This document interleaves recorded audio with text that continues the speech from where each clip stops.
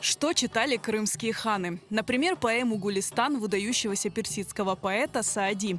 В Бахчисарайском музее Исмаила Гаспринского впервые представили уникальные книги из библиотек Гираев. Ең ескі кітапны алсақ, ол та Менгіле Гирайханға айет кітап, анда оның муры бар, ве yazısı да бар. Менгіле Гирайхан бин Хаджи Гирай хан деген, более вакф еткен, хан сарайының китапханесіне вакф еткен кітабы бар. Бұл Зынжырлы медресеге бағышланған кітапны алсақ, бағыш еткен адам Зынжырлы медресенің 190 yıllığına бағышлаған екен. Демек ки 17 асырның орталары олып келе, ве емде шу китапның үстінде, яғни арқа сайфесінде 10 kuruş деп yazılған. Яғни фиятлары да о қадар іште ucuz дегіледі китапларының.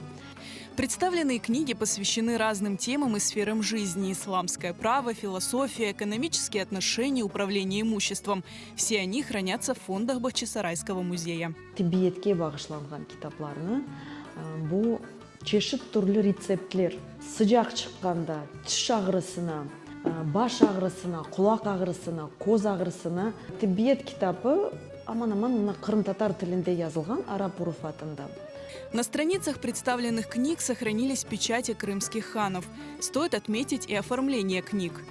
Бір сүрі бұл yazıcılar, katipler çalışа еді, хаттатлар, ve оларны бұл китапларны yazып, бірқач копиясыны yapıp, işte son олар аңашылғанына көре сатыла еді. Ve böyle bir fikir бар, яқшы хатны білген Зынжырлы медреседегі талебелер бұл ішінен де оғраша екендер. Китапны жылтларыны айтсақ, çoğusu китаплар теріден yapılған ve böyle дүлбер шекілде тиснениясы да yapılған. На выставке также представлены каламдан, пенал для пера и керамическая чернильница, найденная при раскопках в Зынжырлы медресе.